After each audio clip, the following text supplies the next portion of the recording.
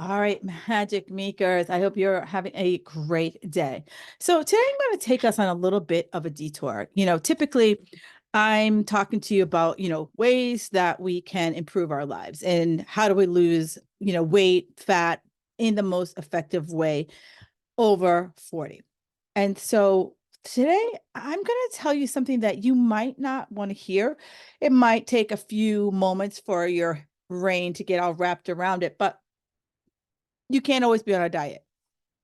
Yes, I just said it out loud.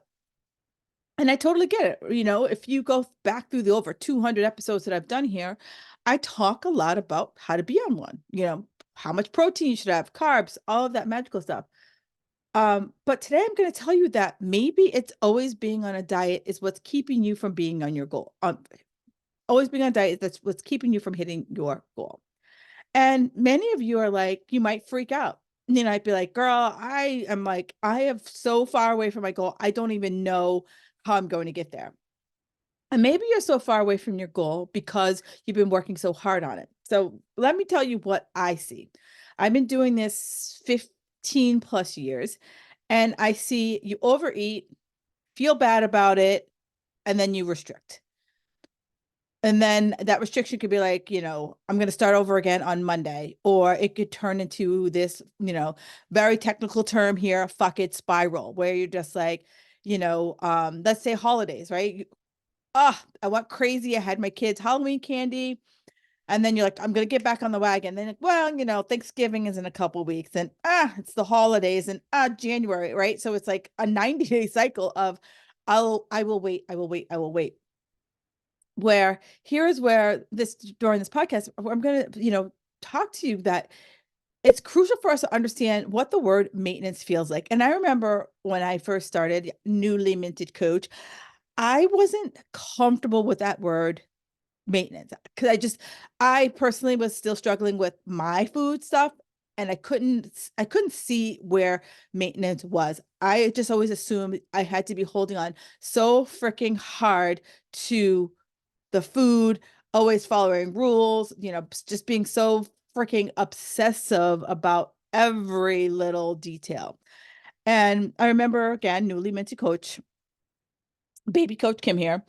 I had was working with a client, and she said, I can't wait till this diet is over. And I was like, well, what do you mean? And she's like, well, when the diet is over, I'll lose all the weight, and then I'll be fine. I'll be set for life. And I'm like, nah, will you? This isn't like winning the lottery. Actually, it's a lot like winning the lottery. One of my clients, she was a financial advisor for people who won the lottery or who came into large sums of money and just didn't know what to do with it. And I feel the same way when it comes to dieting. Some people lose the weight and they're like, great, they hit their goal weight, but how they got to their goal weight wasn't sustainable. So all of a sudden, they lose the 10, 15, 20 pounds, whatever it is, hell, 100 pounds, but they don't know how to maintain that new weight loss because they sprinted to the finish line. So here's where I'm saying if we learn how to do maintenance, maintenance will allow us to start to love the process, right? And also truly understand our unique journey so that we can adjust our nutrition, our workouts to fit our life so that our relationship with food no longer becomes this like label. It's a good food. It's a bad food. That's bad for me. I'm not being bad when I go out to a restaurant. I'm not being bad if I have some chips and salsa with my girlfriends and an extra margarita. Like I'm taking away the vilification of food. I'm taking the vilification away from my behavior that, I'm gonna, driving home and beating the shit out of myself because, I didn't do something or overdid something or, I didn't do the workout, whatever it is that you might be going 50 rounds in your head. And, many of you know that I'm a huge fan of cycling because as someone who, is a former competitor, I knew that I could not diet and work out the way I did when I was getting ready for a show. And, right now, as I'm recording this show, many people are doing dry January. And I used to not drink for 6 months because I didn't have a good relationship with alcohol at the time. And the thought of having one drink, two drinks just did not sit with me. Like it just, I couldn't understand that. Right. And so I get that. So many of you are like, dude, how do you just like have maintenance? Like what, how are you not always like following some protocol? Because it's the protocol that's keeping you stuck. And that took me a long time to realize that, when I was competing, it was like very like black and white. Like it was a light switch. Like January 1st, my light switch went on and I was in season. And at the end of June, when my season closed, the light switch went off and I lost my damn mind. And it took me years to stop losing my damn mind. So I want you to start to think about, how do I stop losing my damn mind? Maybe you don't have a 6-month on and a 6-month off period. Like I said, I like to think about things in season. And so the best way I can really kind of bring this home is, we have like, so the NBA, right? Everyone knows National Basketball Association. Their season is about 6 months long. So for 6 months, they're doing some training because, they're playing 2, 3 games a week, and they're, keeping up their conditioning, but they're not going as hardcore as they would off season. So I want us to start thinking about, what does our season look like? And actually, I'm doing a little bit of experiment on myself, before I unleash it on the world, is that I'm doing a 24-week experiment with myself where the first 16 weeks of it is me being in maintenance. And we'll talk deeper about what maintenance really means. Me being in maintenance. And then the last 12 weeks, I go into a fat loss phase so that I'm really phasing through my nutrition, cycling through my nutrition so that it's no longer these like 12-week diets. And then I like lose my shit for 12 weeks and then go back on said diet and wonder, why am I, in this yo-yo? So if you're tired of that, I got you that. So before you jump into the cycle, before we jump into that cycle, we have to learn how to master eating. And many of us have not learned how to master eating. We've learned how to fear foods. We've learned how to vilify foods. We have learned how to diet, but we have never learned how to have maintenance, right? So that's mastering eating. And I know, rolling your eyes right now, but I feel that dieting is truly holding you back because you are stuck in the roller coaster of overindulging and then trying to make up for it by under eating, over exercising, right? So raise your hand if you feel like you've tried a zillion different diets and nothing. You haven't been able to maintain the weight loss. You haven't been able to keep going. You have just been like holding on and going back to something that didn't work, especially when you hit 40. Your body was like, girlfriend, we know exactly what you doing. We ain't gonna give it you no more. Because that's how I felt with my body, but I had never learned how to have true maintenance. And so I kept chasing harder, chasing more, chasing, chasing, chasing. And eventually I had to address my demon. I had to understand how food worked for me. It was no longer about being keto, being vegan, macros. It was understanding how food worked for me. How did just a baseline of food work so that I didn't always feel like, ooh, that was too much, or oh. So I had to give myself patience and grace. And that is the hardest thing I will ask of you. The hardest thing I will ask of you is that, can you have that patience? Can you have that grace? Because most of you, oh girl, you can't have that. Most of you guys can't have that. Most of you in your minds will be like, woo, woo. That is just, you are asking too much. So here's where I want you to think about it, right?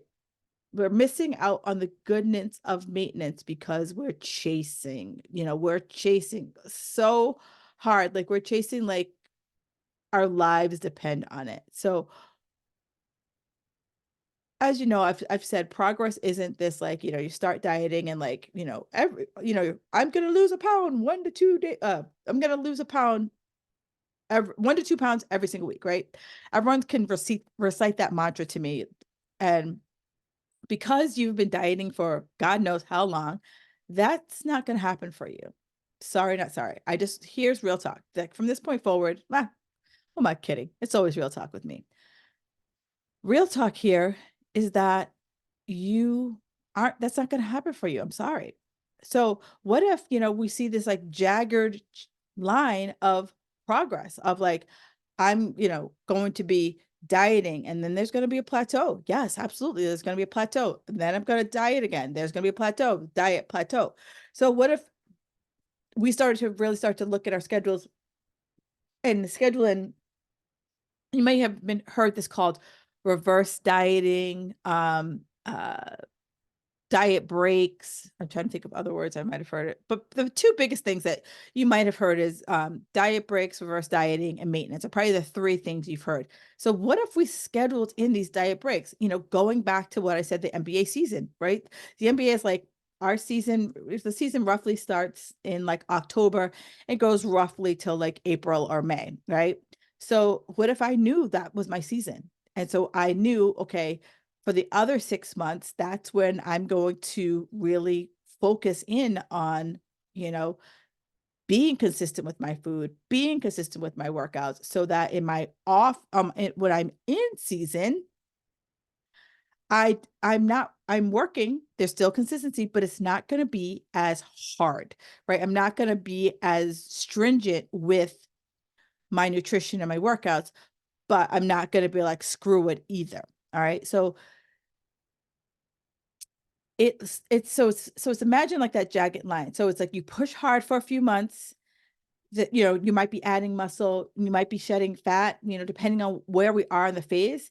And then and then you come back and you're like, okay, I'm just going to maintain what I have. And then I push again and then I pull it back, right? So this approach is more about, I feel, for you, mental stamina. So many of you lose your steam as you go forward because it minimizes, like, going on vacations, birthdays.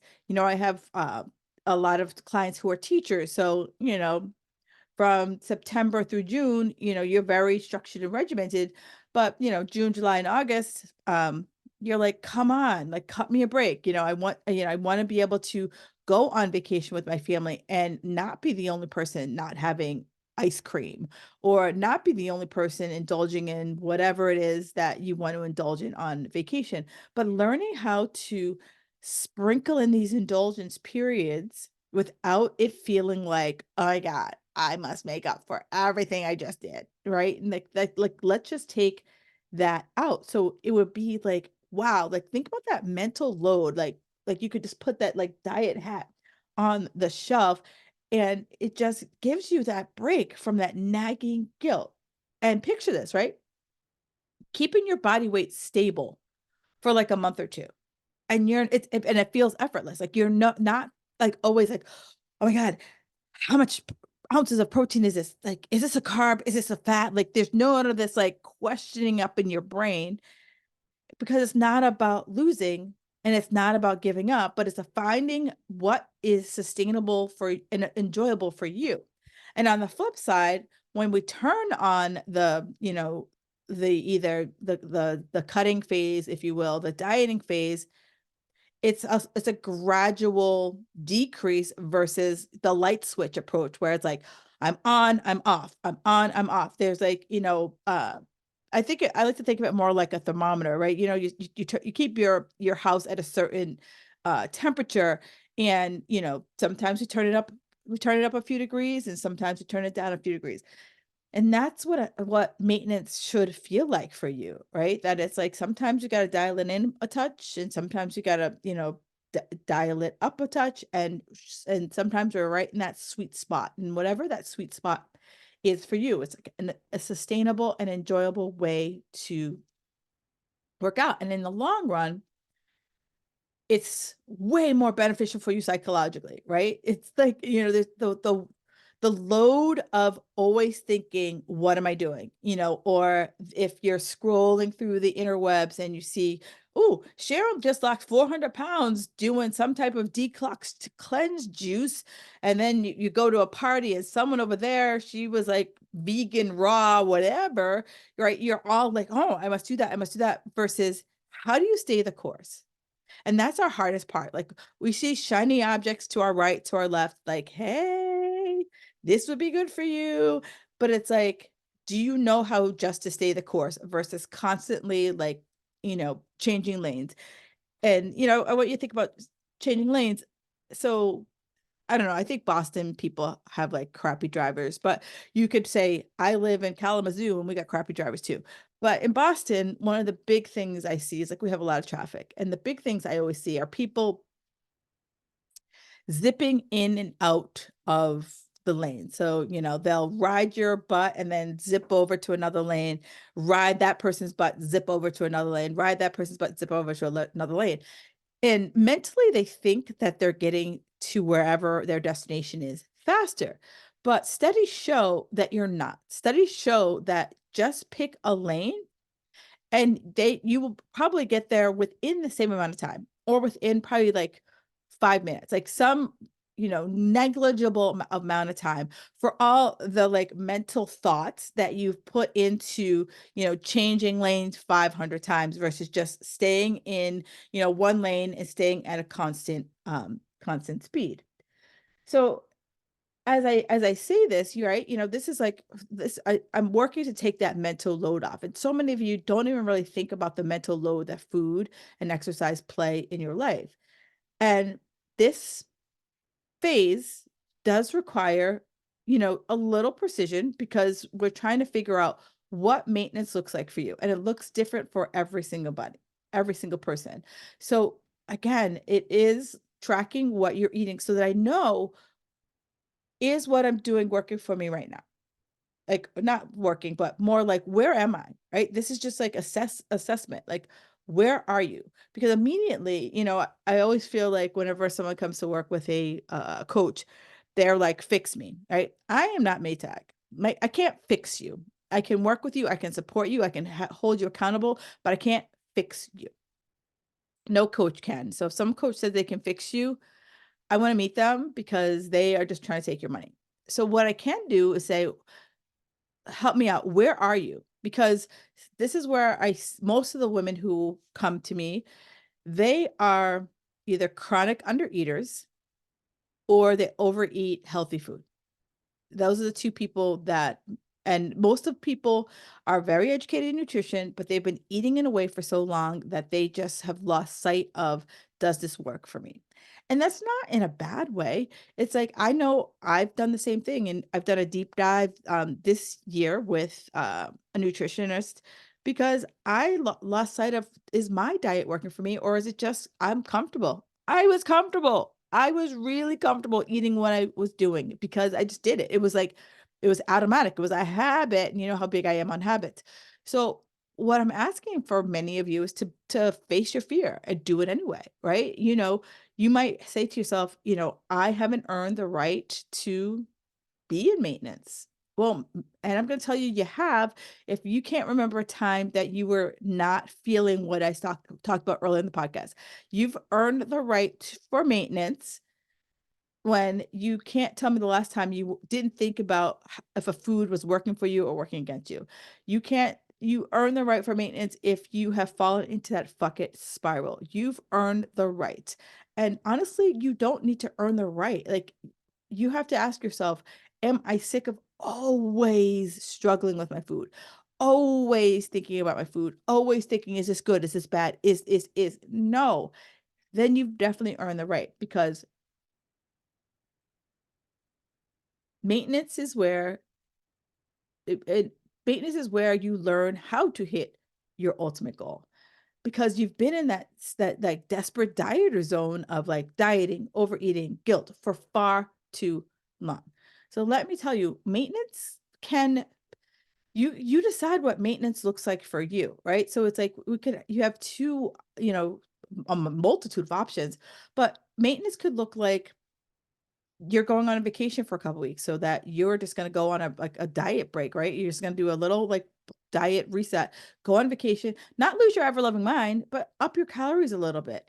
And the way I know I can up my calories a little bit is when I know what it takes for me to maintain the weight that I want, right? And then I come back and I just go back to maintenance. right? I go back, like I had a little surplus and then I come back. I have a little surplus and then I come back, versus I go lose my ever loving mind and then I find a diet and I go low, low, low, and then I get back and I come back. Like, no, like I don't know about you, but I was sick of the highs and lows. Like, I was getting whiplash from my highs and lows. So maintenance could be a quick vacation, week, 2 weeks. It could also be like a longer term. It could be like 60 to 90 days. And where you are like, you know what? I can't remember the last time I didn't worry about my food. And this 60 to 90 days could be what you need to say, what does maintenance look like for me?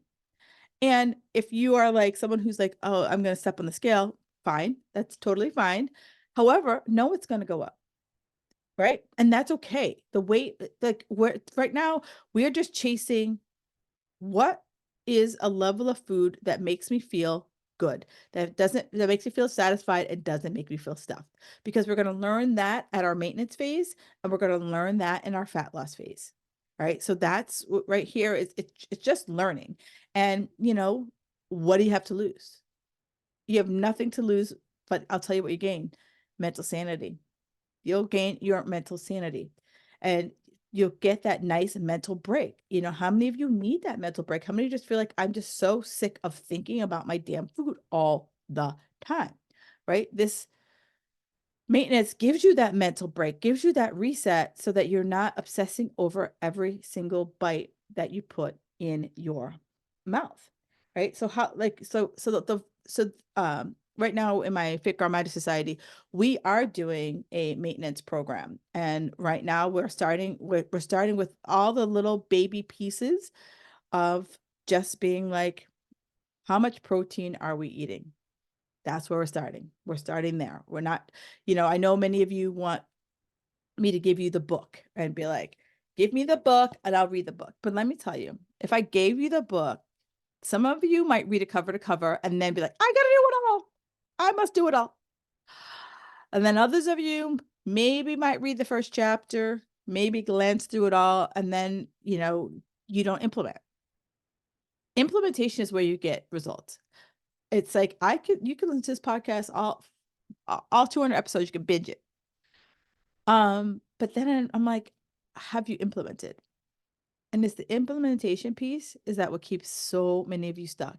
Implement, implement, implement, implement, implement.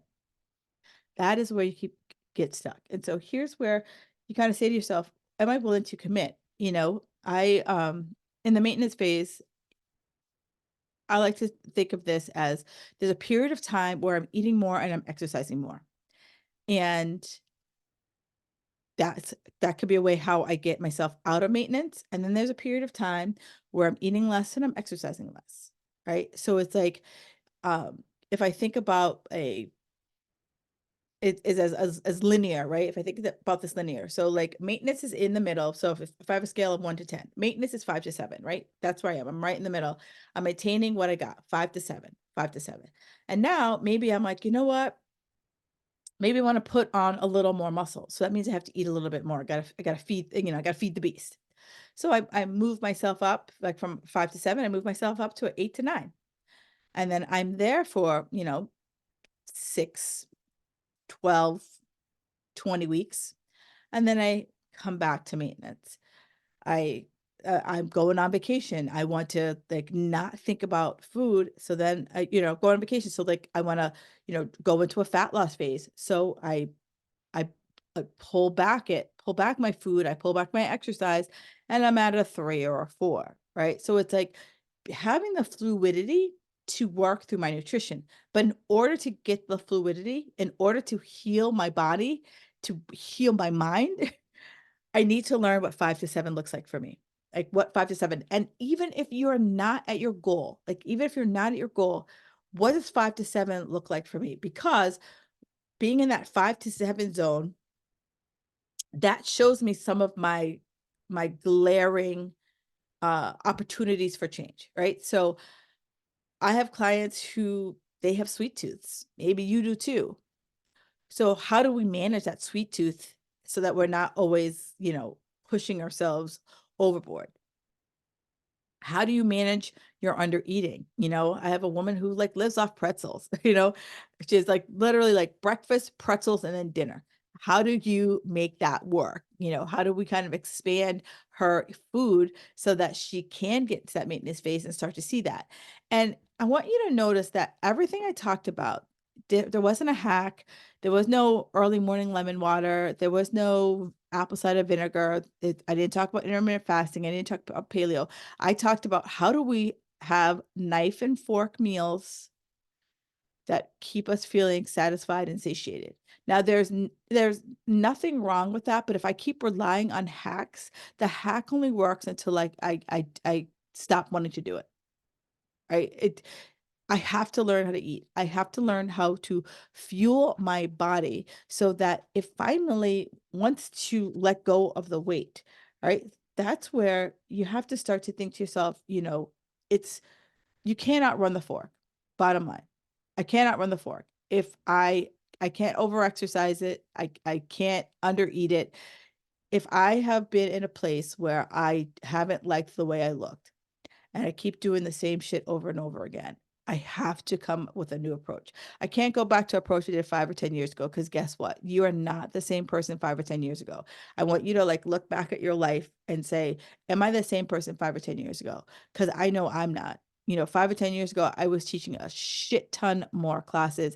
I was not sleeping. I had far more in-person clients and online clients all going at the same time. I was juggling 400 balls in the air, and I finally had to like check myself before I wrecked myself. My stress levels were through the roof. Sleep, what the hell was that? And food, I just, pretty much stuffed shit in my mouth because I was just over busy. And so I can't go back to that diet. I need to go to a diet now of where am I? And literally for the last, God, it's been about 6 weeks here. I've just been maintaining, right? Just maintaining the weight that I'm at right now and just finding a way to stabilize the weight that I'm at right now, stabilize my body composition, and just be consistent with my workouts, be consistent with my sleep so that I know what maintenance looks like for me. So now in another probably like 10 weeks, I'm going to start my first cut phase. But it's been a long time since I've done a cut phase. That wasn't to get ready for a show. So it's going to be a slow fat loss phase for me. And then it's only going to be for about 8 to 12 weeks. And then I'm going to go back to maintenance. And I'm going to do that for the next 2 years. And so for many of you, I just lost you because you want it to be done. You don't want to do a 2-week maintenance and a 2-week this and a 2-week that. I know my body works like a glacier. I beat it into submission for decades. And now I have to treat it like it is. I have to be more judicious. I can't just turn the light switch on and off. I got to treat it like a thermometer.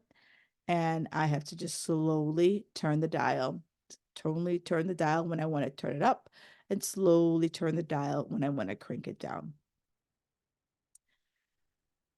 And so here's what I want you to think about, right? So many of you, I'm hoping that I perked up a few ears. That's my goal. My goal is that I'm hoping that I perked up a few ears so that you've asked yourself, right? How many diets can you go on, right? How many times can you just go back, rinse and repeat a diet? That one, did it give you the results that you want? Two, is that something that you could see yourself doing forever? Or are you just doing it because you don't know any other way? I got you, right? I didn't know any other way, and I had to break out of my mold. Are you afraid that you didn't, you haven't been successful in diets in the past, so you haven't earned the right to figure out what maintenance looks like for you? Are you someone who's like, oh my God, I just give me a number, Kim. Just give me the number. Right? Well, I would love to give you that number, but if you haven't sat down for at least 30 days and been consistent with what you're doing, right? If you've been the binge fiend, restrict fiend, binge fiend, restrict fiend, we have to get you to a point where we're no longer doing the binge restrict. If you are someone who just is like fears food, like has this like good food, bad food list in your mind, we need to start working on those pieces for you as well. So maintenance is a little bit more challenging, I feel, than dieting, because dieting, someone's like, do this, Sarah, and you're going to be fabulous. Where for many people, it's like, can we come up with great food choices that we absolutely love? Can we come up with portion size that doesn't make us feel hungry, doesn't kick off our cravings, or sizes that make us, foods that make us want to binge? Can we come up with, a set of non-negotiables? And that's both good and bad. Non-negotiables is like, I'm going to do certain amount of workouts a week, eat a certain way every week. It could also be, one of my non-negotiables when I was still one of my non-negotiables now is that I am always going to have coffee with cream and sugar in it.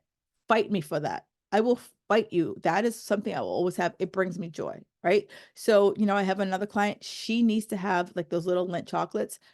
That brings her joy. She will fight me on that. Great. Let's figure out how we can get you to maintenance, and then we could talk about the fat loss phase. And I know that's not sexy. I know that's, probably not what you wanted to hear in today's call. You wanted to get your pen out and write like, I need to have X number of calories 3 days a week and this amount of calories 40 weeks. But that's just, we're going to get there. But first we have to understand what's going on with you right now. And then we can get to that point. And many of you, you don't want to go slow. And I get that, you might have kissed a lot of frogs, but I know that I didn't want to diet anymore. And so in order for me not to diet anymore, I had to learn maintenance, and maintenance took 10 weeks to figure it out. And now I'm like, let's maintain this for another 10 weeks. And then we could talk about the cut phase, and then a shortcut. And then I'm going to go right back to maintenance, friends, right? So that it is going to be a slower creep, a slower slog, but it's going to be a sustainable slog. I'm no longer in my mind thinking, oh, I just got invited out to dinner. What am I going to eat? I'm going to Google the restaurant. I'm going to figure it out. But no, I don't have to do that anymore. I don't have to overthink everything, spend 20 hours in my brain beating myself up because I got invited to a lunch and I had an extra glass of wine. I no longer have to be like, I have to go on the wagon for 6 months. No, because I started to like feel like I don't want to live my life like this. So if you don't want to live your life like that, let's talk about maintenance. So I think I've droned on enough in your ear about the power of maintenance. So friends, if you are ready to embrace the world's maintenance, let's talk. It's not about giving in, right? It is about giving yourself permission to enjoy your journey. And so thank you so much for tuning into the Fit Girl Magic podcast. If there is anybody that needs to hear this, make sure you share this out with them. And don't forget to subscribe so that you can get the podcast right in your ear every single Thursday morning. All right, Magic Makers, enjoy the rest of your week and stay fabulous.